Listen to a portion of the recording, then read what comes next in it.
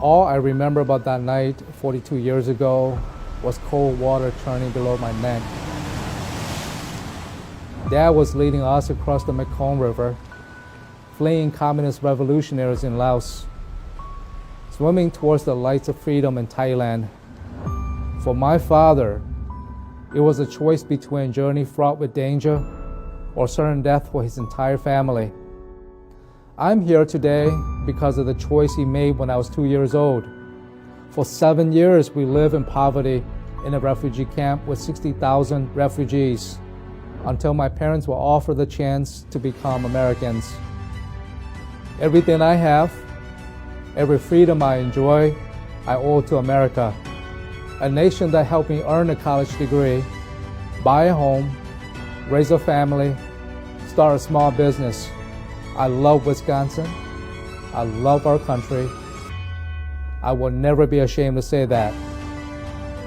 Yet I fear that our democracy is about to crumble, ripped apart by ceaseless division and never-ending conflict. For the sake of our children who expect us to lead, we must make this democracy work.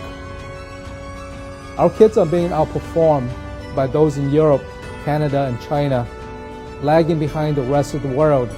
We must better advance their skills in math, science, and engineering. A new technological revolution is upon us. If we don't lead the world in medicine, robotics, and artificial intelligence, China will. As our planet warms and oceans rise, it falls on us to lead, reducing the use of coal and oil by harnessing the power of the sun, the water, and the wind. I saw the face of communist evil in my native land in Laos. We cannot kid ourselves about China and the terror it will rain upon this world if the American democracy crumbles. For the sake of all whose dreams depend on decisions we make, America needs a Congress that gets things done again, because this world needs for America to lead again. I'm Kou Lee.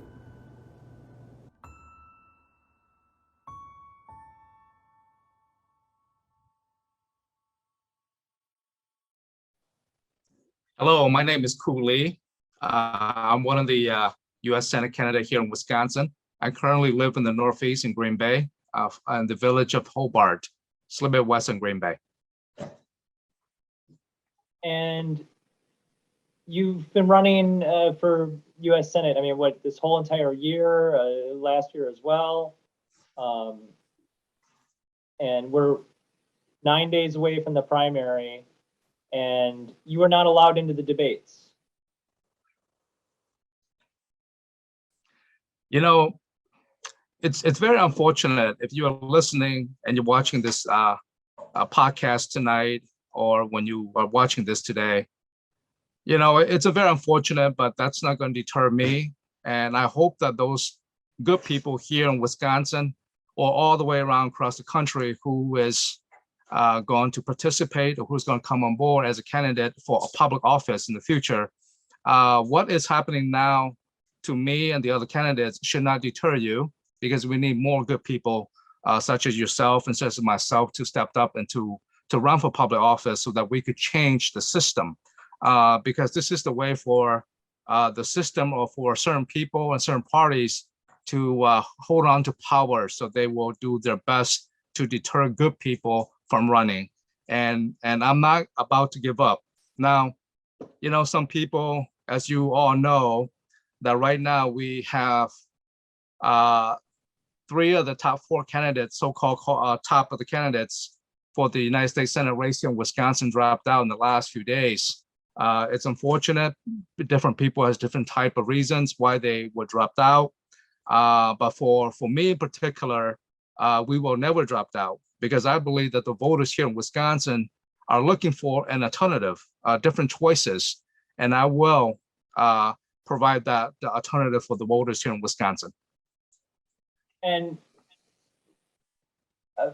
have the different organizations, I mean, there's been a lot of big political action committees involved in this race, and backing a lot of the candidates, a lot of them who have already dropped out, some of them were backing Mandela Barnes.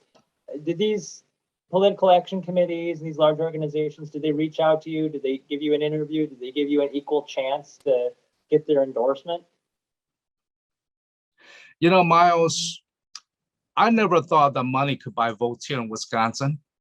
And Wisconsin has had a long history of voting for good people to public offices. And I think that I'm one of those good people, that the Wisconsinites gonna show up and vote for me. I don't believe in big money. We have not contacted any of these big political group or lobbyists or local or national politicians to endorse our campaign, because that's what we do not believe in. What we believe in, what I believe in, is that a United States senator shall have the freedom to make decisions. 100% of that decision should be based on the people he or she represents. In my case, it's the people here in Wisconsin that I listen to. That is what I take to Washington, D.C. with. That's why we do not contact these big PAC and lobbyist group to endorse our campaign. That's what we believe in strongly. And I think that it will resonate with the people of Wisconsin here, because, you know, there's a difference between, you know, the party agenda, and I get it. They have to do what they have to do to serve that agenda. But for me in particular, I travel the states. I go to different counties. I speak to people on the ground. And obviously there's a different voice on the ground. And I think that because of that, I think we're gonna make some progress towards the final finish line here. So tell me a little bit more about your history. You came from Laos, and you came here, you went to school in Michigan, and then you started a small business. That's correct, Miles. You know, I'm very fortunate to have survived the Vietnam War, AKA the secret war inside Laos. You know, I was 2 years old. I didn't have that much of a memory besides, you know, it's like a little dream here and there of what my memory serves me. But, you know, I'm very thankful to a set of parents who's very brave and who's very audacious, who make the ultimate sacrifice and decision to walk through the jungles of Laos for 19 days. And even when we got to the river, you know, my dad is here with me in Wisconsin here, and I'm very proud of him because, you know, we didn't have money, we didn't have nobility, so there weren't any boat or buses or airplane to carry us across the Mekong River. And, you know, my dad was brave enough to tie a single rope from him to my mother. I was 2, so I was on her back. From there to my grandmother, my auntie, and one of my cousins who now lives in Madison. And none of us are swimmers. My dad was the only swimmer. And what kept us from drowning is that we have these cheap plastic bags that he tied to our clothes so that we did not drown. And he paddled our way across the Mekong River in pitch dark at night. And we were very fortunate because there's a lot of family that did not make across the river because the current was very strong, and it kind of carried them back into Laos, and that's when they met their fate. But for us, we were very fortunate. We got across the river, and you know, we this is 1979, Miles, 4 years after the peace treaty was signed in 1975. Unfortunately for my community, for my people, the Hmong community, we suffered the worst because we helped the Americans during the Vietnam War. And so my father, his brothers, and their generation was involved in that. So we couldn't survive the onslaught of the communist revolutionaries who were seeking people that participate in the war, especially the American allies. And so, you know, after the escape from Laos, my family, we spent 7 years in poverty, extreme poverty in refugee camp in northern Thailand until, you know, my parents was granted the opportunity to come to America. And, you know, the funny thing is when we arrived here, we landed in Detroit, the city of Detroit. And, you know, nowadays when I reflect back to Detroit, no matter how bad Detroit was, it was way better than what I'm used to in the camp. And for me, I was 9 years old when we got here. the challenge of, adapting to a new culture, having to relearn a whole new language. And, I never gave up. We persevered. I fought through it. And in a short 4 years, I was able to be accepted to one of the best high school in Detroit, if not the best high school in Detroit, in Cass Technical High. And, my journey went there to Michigan State University, graduated from there with a business degree, and eventually moved here to Wisconsin. And about 10 years ago, 12 years ago. And, I loved every moment that I got here in Wisconsin. I could tell you that I love the state, I love Wisconsin. And my whole life story, everything that I have, everything that I am, every freedom that I enjoy, I owe it to the United States of America. And I will never be ashamed to say that, because I think without the system, I wouldn't have anything what I have today. So I'm very grateful for that. I'm grateful for my parents. I'm grateful for the American soldiers who protected and who gave their lives to make sure that we have freedom. Also to the veterans who represented my community and the leadership of the folks in Southeast Asia there, so that we could come to America and have a better life. So that's my story. And I spent many, many years as a corporate manager. And, it's kind of funny because, people always talked about, well, what did you do? How did you see yourself qualified for this position?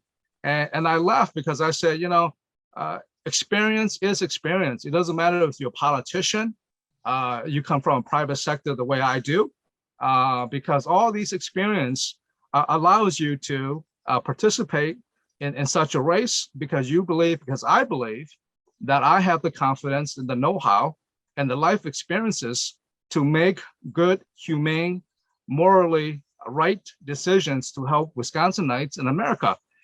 So what I bring to the table is many years of corporate, private sector experience, and also life experience that I would love to bring to the table to give voices to those who doesn't have one, and to also, I won't proclaim that I know how people feel, what the struggles are for them, but I've been to very similar situations in Detroit, as adapting to the diversity in this country, and also to have overcame those things and succeeded in some ways, and to somewhat live the American dream with owning my own business. And that by itself is not an easy fist, because, there's a difference between, using someone else's money and managing that versus taking out your own money and doing your own thing with it. So it's two different things. And I'm very proud to say that I have done both. And so, that's where, I come from. I think I am just, another average man that wants to seek and do better change for our country, who wants to build better neighborhoods, give more equal access to different communities, and make sure that we benefit all Americans. And that's what I'm all about. And it's very discouraging at times, but we have not gave up yet. And about this campaign, because everything is stacked against us, the media, sometimes even our own party, and even our own friends, families. But, when you know that you have something, you have a purpose, and you know that you could do the job, you know that you have the confidence and know-how to do the job, don't quit. I haven't gave up on Wisconsin yet. I have not gave up on this race yet. We're going to fight to the end. If you were elected to the U.S. Senate, what would be a major issue that you would want to work on? There's so much noise going on right now. There's so much propaganda from both the main parties here. We talk about civil liberties here, that is being slowly stripped away. But I think what's important for me in this particular time, in this race, is that our education in this country, we have failed to prepare our children for the 21st century world.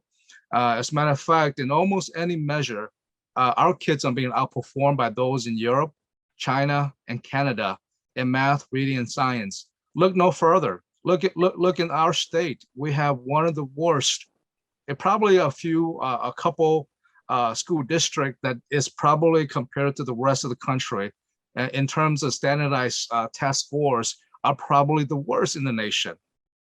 Look no further. Look into the rural area. We have a declining teachers population.